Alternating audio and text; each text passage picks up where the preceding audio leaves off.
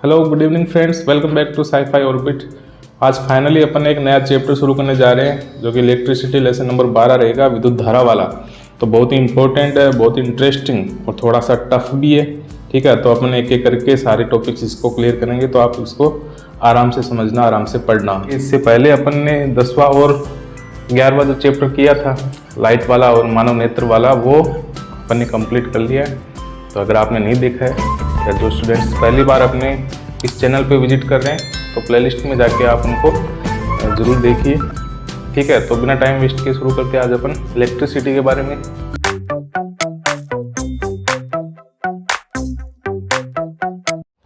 हाँ तो फ्रेंड्स, अपना जो टॉपिक है विद्युत धारा वाला, तो सबसे पहले अपन ये जानने की कोशिश करते हैं कि अपन जैसे घरों के अंदर स्विच ऑन करते हैं तो पंखा चलने लगता है, बल्ब जगने लगता है। तो कहीं ना कहीं अपने दिमाग में ये सवाल ज़रूर उठता है, या आपके भी उठता होगा कि यार ऐसी क्या चीज़ उसके अंदर जा रही है जो अपन को दिखाई नहीं दे रही है, और जो डिवाइस होती है वो काम करना शुरू कर देती है, जो फैन वगैरह है या जो बल्ब वगैरह होता है वो चलने लग जाता है। तो क्या उसके अंदर ऐसा होता है जिससे कि वो सारी चीज़ें काम करना शुरू कर देती है? ठीक है, तो इसका जवाब शायद हम में से कई लोगों को नहीं पता होता है। तो जो उसके अंदर बहती है, जो चीज़ उसके अंदर दौड़ती है या बहती है, वो होता है आवेश। तो सबसे पहले अपन आवेश को समझने की कोशिश करेंगे, उसके बाद में अपन जो विद्युत धारा वाला है वो टॉपिक लेकर चलेंगे। ठीक है, तो पहले ये जानने की कोशिश करते हैं कि आवेश क्या होता है। तो आवेश, कोई भी जो पदार्थ होते हैं, हमें पता है कि सारे पदार्थ के अंदर परमाणु होते हैं। ठीक है, परमाणु से मिलकर बना होता है, और परमाणु के अंदर प्रोटॉन, न्यूट्रॉन, इलेक्ट्रॉन, ये सारी चीज़ें मौजूद होती है। तो आवेश भी एक पदार्थ का गुण होता है जो कि हमें ये बताता है कि उस पदार्थ के अंदर विद्युत क्षेत्र अथवा चुंबकीय क्षेत्र मौजूद है या उपस्थित है। ठीक है, तो आवेश क्या है? आवेश केवल इसकी एक फीचर होता है, किसी भी पदार्थ का एक गुण होता है जो कि हमें उसके विद्युत क्षेत्र या चुंबकीय क्षेत्र के प्रभाव को प्रदर्शित करता है। तो क्या लिखेंगे अपन?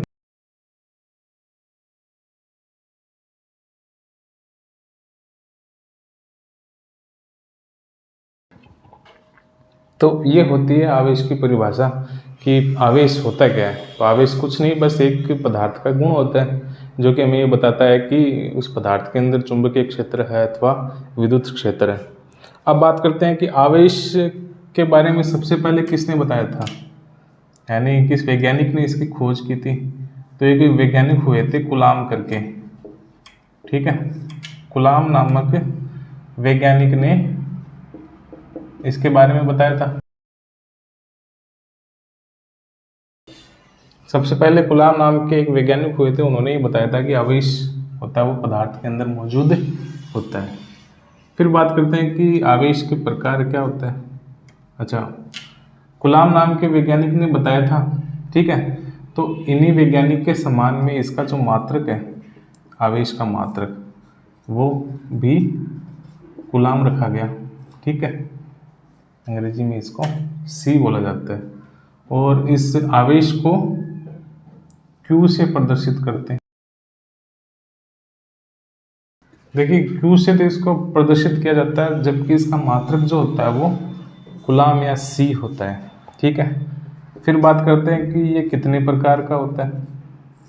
इसके प्रकार, दो प्रकार होते हैं। एक होता है धनावेश, ठीक है, जिसको अंग्रेजी में पॉजिटिव बोला जाता है, और ये किस में पाया जाता है?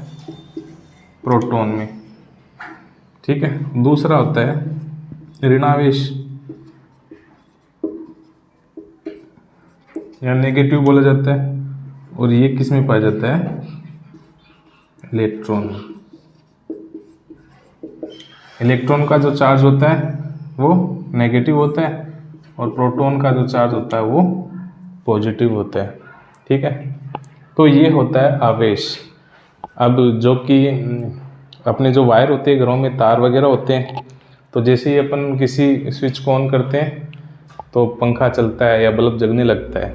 तो उस स्विच से उस पंखे के अंदर या उस बल्ब के अंदर है क्या बहते हैं, आवेश ही बहते हैं, तभी वो चीज़ें काम करना शुरू करती है। ठीक है, तो ये होता है आवेश। आवेश के बारे में सबसे इम्पोर्टेंट है कि इसका मात्रक क्या होता है। ठीक है, कूलाम नाम के वैज्ञानिक के सम्मान में इसका मात्रक कूलाम रखा गया है। फिर एक चीज़ और इम्पोर्टेंट है, एक सूत्र भी आवेश का। आवेश Q बराबर होता है NE। ठीक है, यहाँ Q का मतलब होता है आवेश, N का मतलब होता है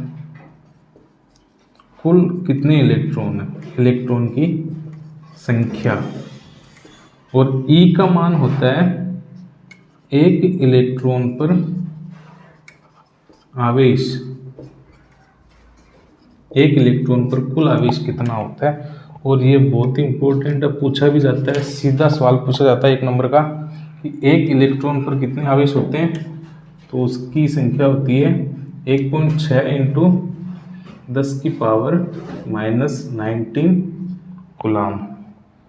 ये सबसे ज़्यादा इम्पोर्टेंट सवाल है कि एक इलेक्ट्रॉन पर कुल कितने आवेश होते हैं, तो 1.6 गुणा 10⁻⁻19 कूलाम आवेश, और ये इसका सूत्र होता है।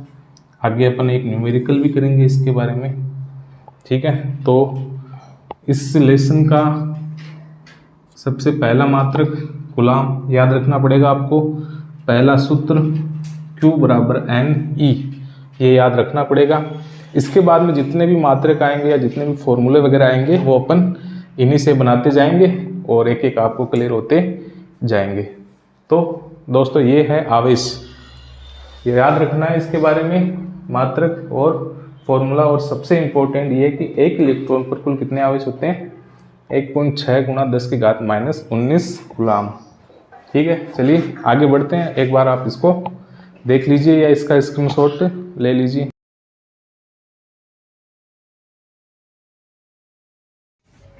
हाँ तो फ्रेंड्स, अब अपन चर्चा करेंगे विद्युत धारा के बारे में कि विद्युत धारा क्या होती है, व्हाट इज इलेक्ट्रिसिटी।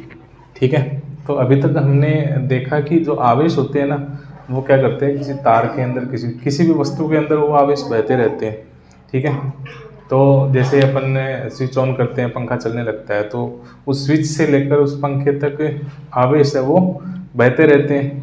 ठीक है, तो ये तो हमने देखा है कि जो आवेश है वो, उनका जो प्रवाह होता है तभी वो चीज़ें काम करना शुरू करती है। तो अब अपन विद्युत धारा को कैसे समझेंगे, तो विद्युत धारा की परिभाषा अपन पहले देखते हैं क्या होता है।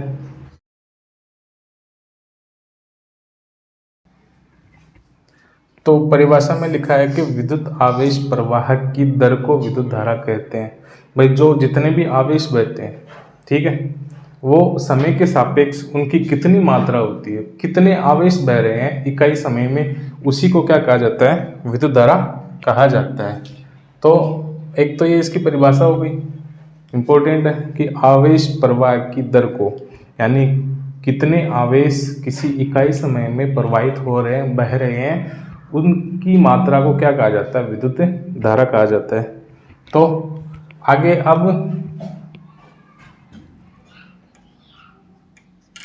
अब इसका अपन सूत्र देखें। सूत्र क्या होता है, फॉर्मूला। तो देखिए सूत्र अपन इसी से ही बनाएंगे। क्या चीज बहती है, आवेश। विद्युत धारा का सूत्र क्या होता है, क्या चीज बह रही है, आवेश बह रही है। और पता आपको कि दर आते ही, दर का मतलब क्या होता है, समय का भाग दे दीजिए आप। किसी भी चीज की दर अगर पूछी जाए, दर निकालनी हो तो समय का भाग दे दीजिए। तो इसका कहने का मतलब क्या होता है कि किसी इकाई समय में कुल कितने आवेश बहते हैं, उसी को क्या कहा जाता है, विद्युत धारा कहा जाता है। अब विद्युत धारा को अपन I से लिखते हैं। ठीक है, ध्यान रखना आप, आवेश को किससे लिखेंगे अपन, Q से, और समय को T से। ठीक है, तो ये है फॉर्मूला इसका, विद्युत धारा का फॉर्मूला, I बराबर Q बट्टा T। परिभाषा से ही निकला है, कहीं रटने की बिल्कुल भी ज़रूरत नहीं है। बस एक परिभाषा को अपन को दिमाग में रखना है कि क्या होती है विद्युत धारा, आवेश प्रवाह की दर। तो एकांक समय में कुल कितने आवेश बहते हैं उसी को क्या कहा जाता है, विद्युत धारा कहा जाता है। ठीक है, अब बात करते हैं इसके मात्रक की। तो मात्रक क्या होता है,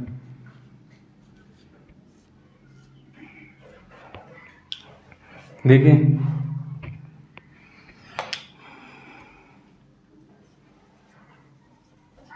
इसी सूत्र से बनाते हैं अपन। विद्युत धारा बराबर क्या होता है, आवेश बटा समय। ठीक है, तो आवेश का अभी अपन ने पढ़ा था, आवेश का मात्रक क्या होता है, कूलाम, और समय का स्टैंडर्ड मात्रक क्या होता है, सेकंड, याद रखना। ठीक है, तो C बटा S। धारा का मात्रक क्या हो गया, C बटा S, यानी कूलाम प्रति सेकंड। ठीक है, तो विद्युत धारा का मात्रक क्या हो गया, कूलाम प्रति सेकंड। इसको अपन ऐसे भी लिख सकते हैं, कूलाम प्रति सेकंड। तो देखिए कूलाम प्रति सेकंड, हालांकि इसका मात्रक होता है, लेकिन ये लिखने में या बोलने में बहुत बड़ा होता है। तो बार बार अपन अगर कूलाम प्रति सेकंड बोलेंगे तो थोड़ा सा अजीब लगेगा।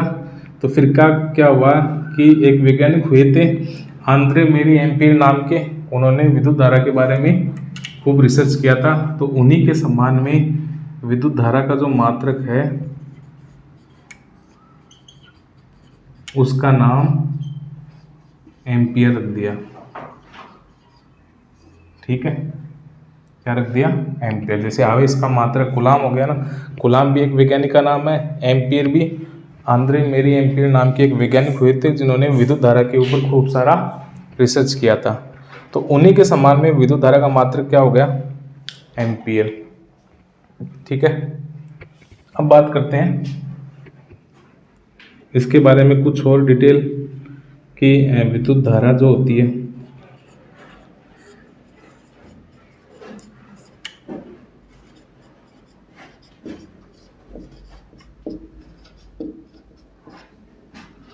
विद्युत धारा को किस यंत्र से नापा जाता है, एमीटर से। एमीटर एक यंत्र होता है, ठीक है, जिससे क्या विद्युत धारा का मापन किया जाता है। फिर एक दो चीज़ और भी अपन देख सकते हैं कि विद्युत धारा जो होती है वो, उसके बारे में एक दो इम्पोर्टेंट बात और होती है कि विद्युत धारा जो प्रवाह होता है ना, तो वो पॉजिटिव से नेगेटिव की ओर होता है। ठीक है, तो जो धारा होती है, विद्युत धारा जो होती है वो धनावेश से ऋणावेश की तरफ बहती है।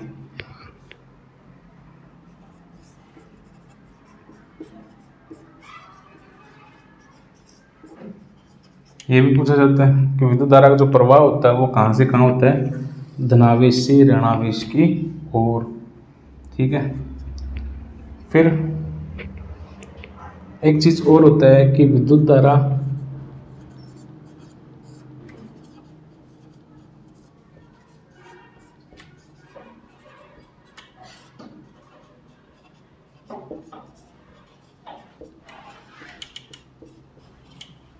एक यंत्र और भी आता है जो कि विद्युत धारा की दिशा मापता है, यानी वो यंत्र हमें ये बताता है कि विद्युत धारा की दिशा किस तरफ है।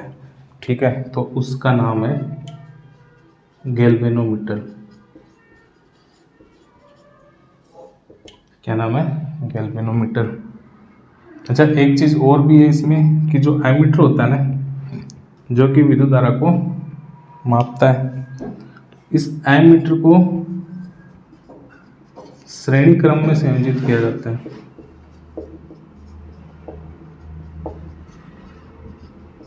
एमीटर को श्रेणी क्रम में संयोजित किया जाता है। अब ये क्या होता है ये अपन आगे पढ़ेंगे इसी चैप्टर में। तो ये था विद्युत धारा के बारे में कुछ इंपॉर्टेंट चीज़ें। सबसे पहले कि इसकी परिभाषा क्या होती है, आवेश प्रवाह की दर को क्या कहा जाता है, विद्युत धारा कहा जाता है। तो एकांक समय में कितने आवेश बहते हैं उसी को विद्युत धारा कहते हैं। आवेश को Q से लिखते हैं, समय को T से लिखते हैं। तो इसी से अपना जो इसका फॉर्मूला होता है I बराबर Q/T ये प्राप्त होता है। फिर इसी फॉर्मूले से अपन को मात्रक प्राप्त हो गया कि आवेश का मात्रक कूलाम होता है, समय का सेकंड होता है, तो धारा का मात्रक क्या हो गया, कूलाम प्रति सेकंड। ये थोड़ा बड़ा मात्रक होता है। तो एम्पियर नाम के वैज्ञानिक के सम्मान में विद्युत धारा का मात्रक भी क्या रखा गया, एम्पियर रखा गया।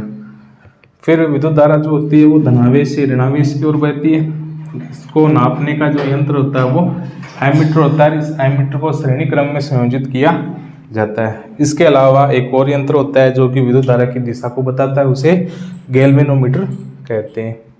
तो ये है विद्युत धारा के बारे में, और आप इसको लिख सकते हैं। आगे अपन और करेंगे।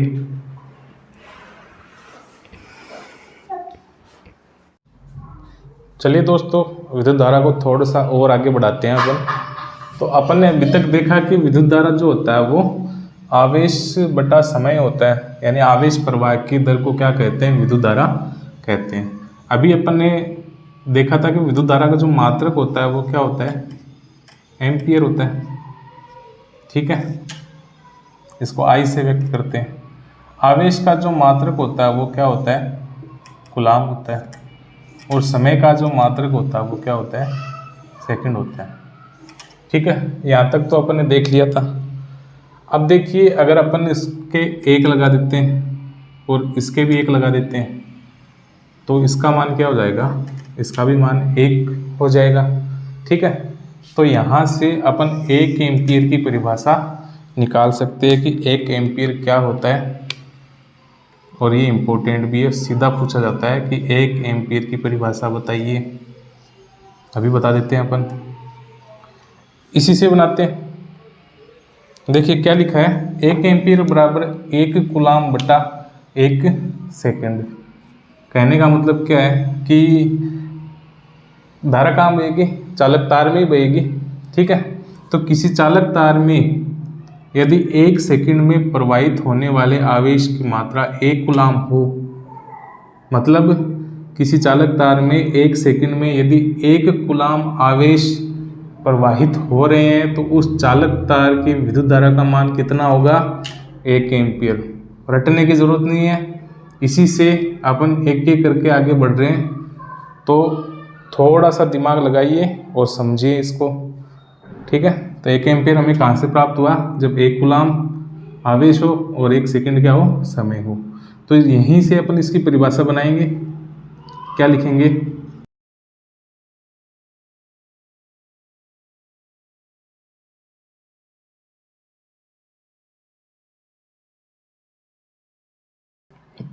देखिए परिभाषा क्या लिखी है कि यदि किसी चालक तार में धारा, विद्युत धारा जो होती है वो चालक तार में ही बहेगी, ऑब्वियसली जाहिर सी बात है। तो किसी चालक तार में यदि 1 सेकंड समय में 1 कूलाम आवेश प्रवाहित होते हैं तो तार में प्रवाहित विद्युत धारा का मान कितना होगा, 1 एम्पियर होगा।